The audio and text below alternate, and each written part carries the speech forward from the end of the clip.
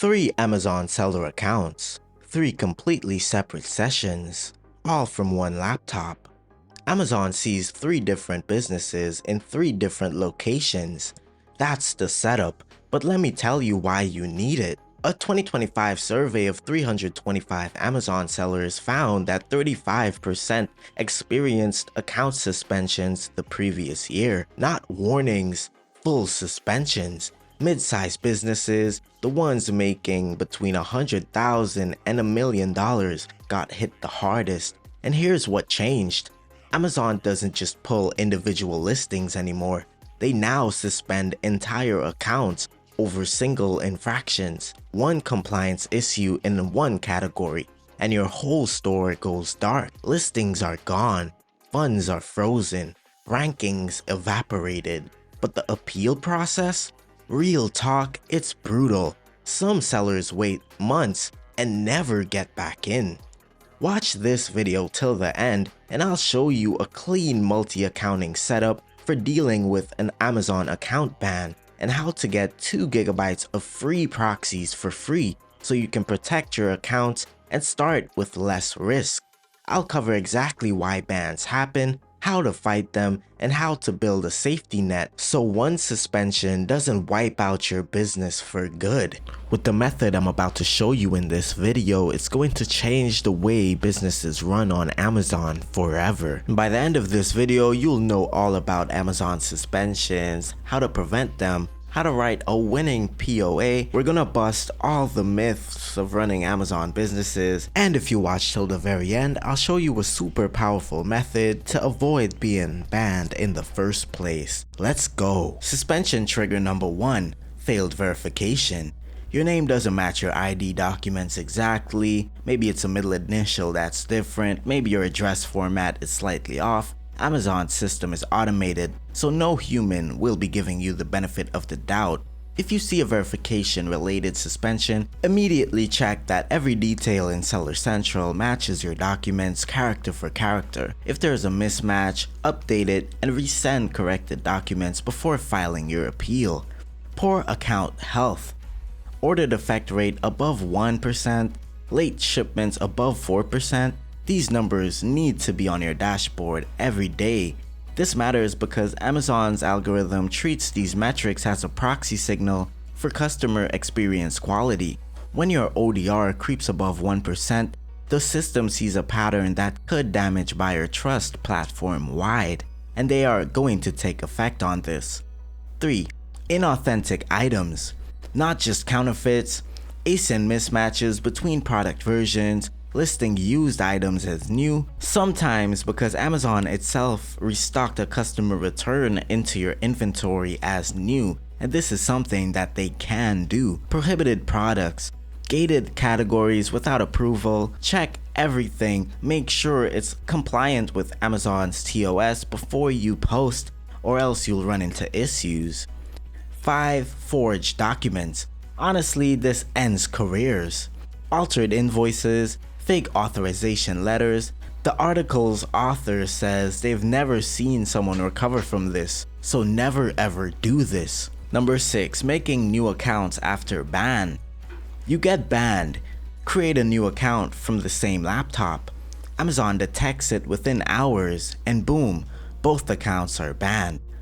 Quick real example, a seller whose account got suspended for inauthentic item compliance. Instead of appealing, they created a new account from the same computer with a new email, and Amazon linked both through device fingerprint within 48 hours, and both got permanently banned. Their FBA inventory is still in Amazon's warehouse and was eventually disposed of, and they never got access back onto the platform. If you're ever suspended by Amazon, try your best not to create a new account. This is just going to mess you up even further. And those are triggers that bring on suspensions, but there are 3 different suspension types. If you just get suspended, selling is restricted, but you can appeal. Content stays live and it is recoverable. If you're suspended, you need to write your POA immediately. Every day you delay is lost revenue and decaying rankings, and sometimes your POA will get rejected, but you're not permanently banned. you can still resubmit. Some sellers succeed after 5+ attempts, so never give up when it comes to appealing. If you're denied, don't panic. Try to improve your POA.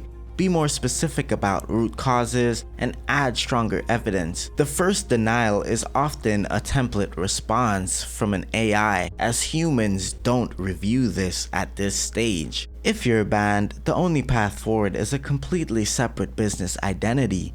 A new entity, a new bank account, new tax ID, address, email, phone, and you can even make a new device fingerprint via GoLogin, the video sponsor, but more on that shortly. Writing a win in POA is definitely possible. Many people have done it before, and it just takes some acknowledgement, as you have to state the issue directly.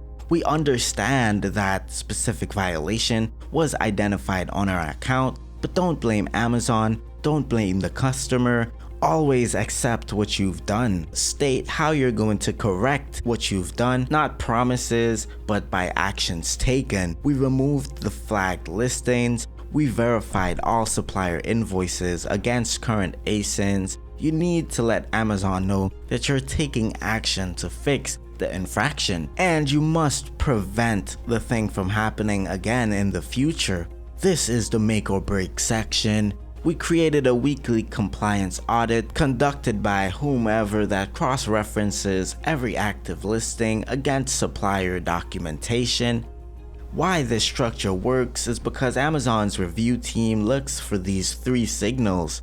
There needs to be awareness, action, and prevention. Missing any one of this means the reviewer can't approve reinstatement. If your POA is rejected more than 3 times, consider professional reinstatement help.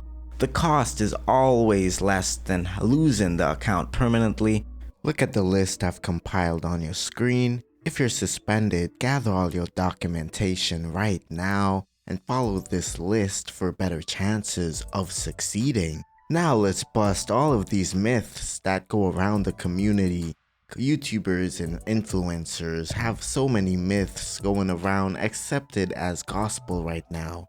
And myth number 1 is Amazon banned me for no reason. In reality, there is always a reason. Amazon's system doesn't randomly select accounts.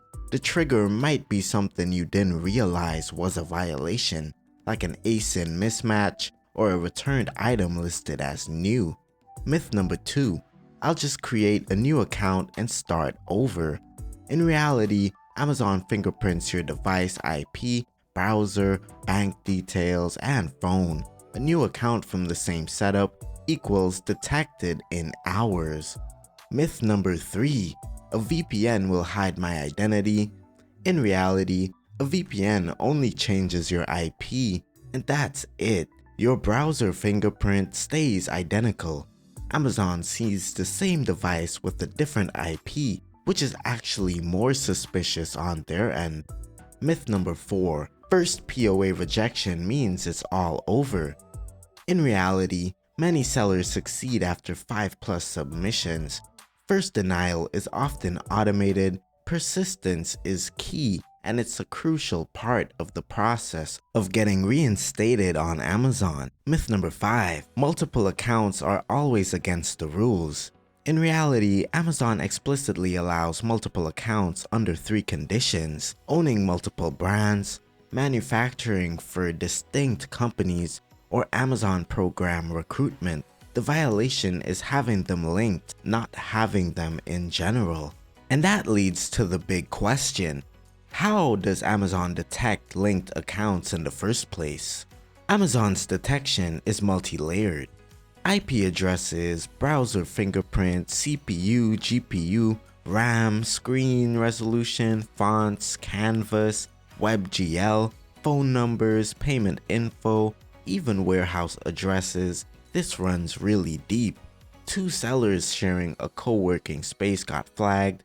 Businesses sharing warehouse services triggered reviews. The detection is that sensitive. The reason complete isolation works is when every account has unique IP, unique fingerprint, unique payment, and unique addresses. Amazon's cross-referencing finds zero overlap. Each account exists in its own little silo. What if I told you you can have freedom of choice? You can use any anti-detect browser you want.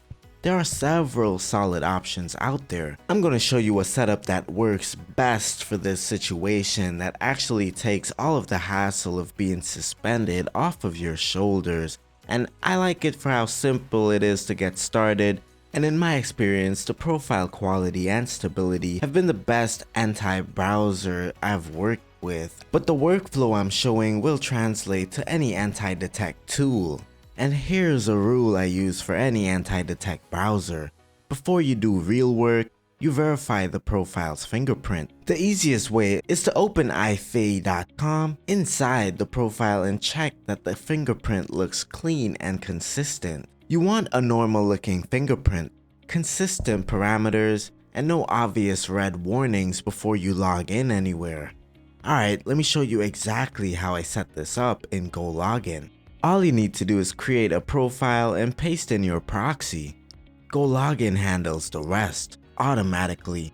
Time zone, language, geolocation, it all aligns to the proxy IP on its own. GoLogin auto-configures from the proxy, so you're trusting the proxy's geodata to be accurate. If your proxy provider reports the wrong city, GoLogin configures to that wrong city automatically. Choose reputable providers. Proxy quality actually matters. This works because Amazon's risk engine reads Canvas, WebGL, Audio API, font list, and hardware concurrency on every page load.